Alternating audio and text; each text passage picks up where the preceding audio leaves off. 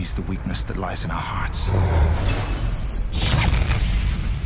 And what she sees there, she will use against us. This is a grave. Mother of God. This is a curse from hell, brought upon us by the Black Witch. You're not afraid of me, are you? What is your name? Damon. You are the same knight who stood against the Turks of Embros. The same? You must deliver the witch to the Abbey of Sebarak, where you destroy the witch's powers. Can so much be entrusted to him? Oh, he will not be alone. Something's out there. She summoned wolves. How many more are going to die? None, if I can help it. You cannot do this! Step aside.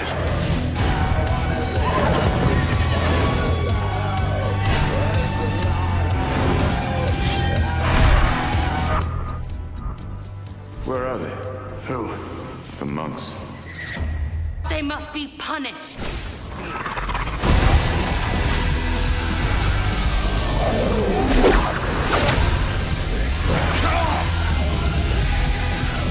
Cut off the head!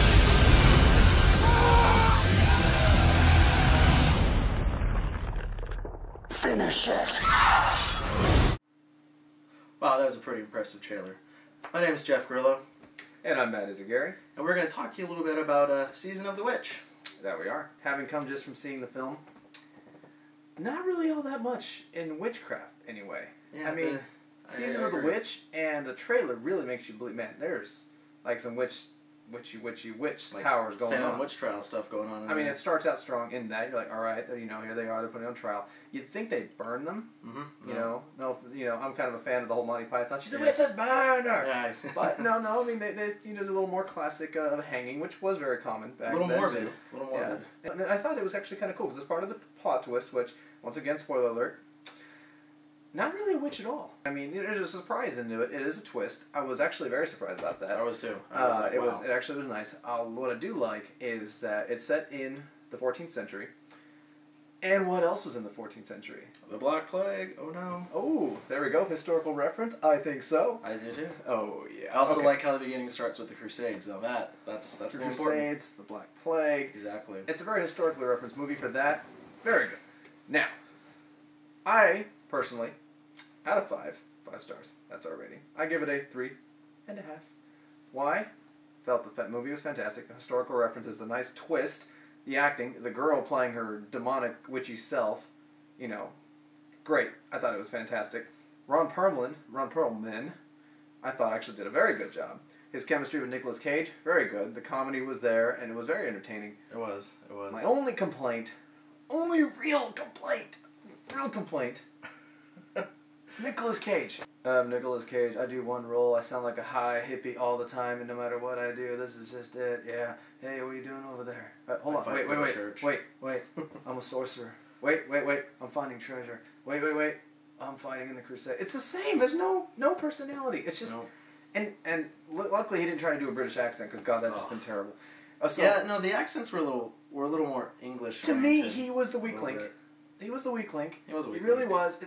Nicolas Cage, not your best work, gotta say. Nope.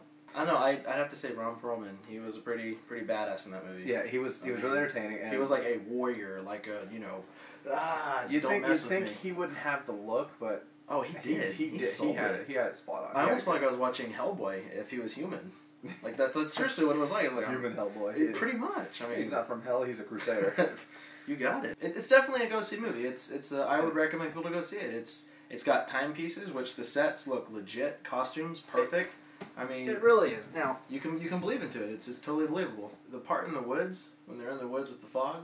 I mean, I don't know about you, but I was feeling a little cold in the movie. It was kind of like they kind of captivated that little bit, and then when the wolves show up, you're just like, oh, like that's perfect. Some would say cliche, but I mean, I think it works. okay, yeah, you know what, too? I really actually agree with that. Like, it was just what the movie felt like it brought you into, and honestly, the whole time I was debating with him whether or not she was even really the witch at all. If she was even I thought maybe she was just falsely accused and there was something else at work. I know she was very devious, and really like I was convinced, and then of course I figured out her manipulative self that she is, which I know it's like right anyway. Or anything you ever figured out, she totally throws you a left ball. You're like, wait, what? What's like? What is this? Okay, I got it. She's just she just wants to get away, but that strength, man. I know she has like 300 men, just like, and those walls, just like. One of the things said was attributing to the sin of man how we are more devastating to ourselves than any unholy, dark magic thing out there. It's a harsh truth. And under the name of what we say is holy, we've destroyed more and caused more damage to ourselves than anything else. Famine, disease, plague, war. War. That's it. That's man-made. That is something we do in the name of something higher. It was just brutal, and I thought they captured that with the Crusade scene very well. Yeah, and then the so-called witch made a good point on that too. And she called them out on that. If you're really not into timepiece movies, then I'd probably say wait till it comes out on DVD, rent it. But I mean, if you enjoy a good movie, enjoy going to the movies, I definitely say go to the movie. Hit it up. It actually does something great. Special effects. It does. They really good on the costume design. I should say. They did.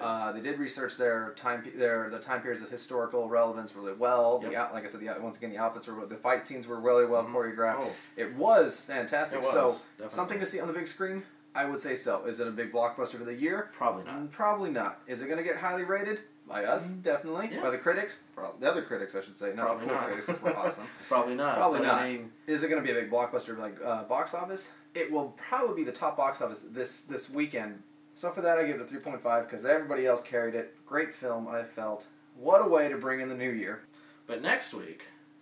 Yeah, next week. Next week we got Green Hornet. Oh yeah, the Green Hornet. Hornet. I don't know about you, but I'm psyched about that one. I love comic book movies. So I was gonna say, wait for us next week. We got a review coming out for it. The Green Hornet, and I think it's The Dilemma with Kevin Spacey. Yep. No, that was Kevin James. Kevin James and Vince Vaughn. Oh, my mistake. Yeah, Kevin James, Vince Vaughn. Ron Howard The film. Dilemma. Ron Howard film. We'll be looking for that as well as, like I said, The Green Hornet with Seth Rogen, and I want to say it's Jay Chu. No. I don't know, I first made the assumption it was Pedro from Napoleon Diamond. That was wrong. He's not even Mexican. I know. If anything, he looks like... I'm sorry. I saw that and I made the connection, but no. If anything, he looks like John Cho, but... Yeah, you know what? He does. I think... What's his name? I think his name's like... I forget his name, but, Sorry. It's definitely not Harold. Harold. No, but definitely. Next week, Green Hornet and The Dilemma. 2 movies. At the minimum. So, all right.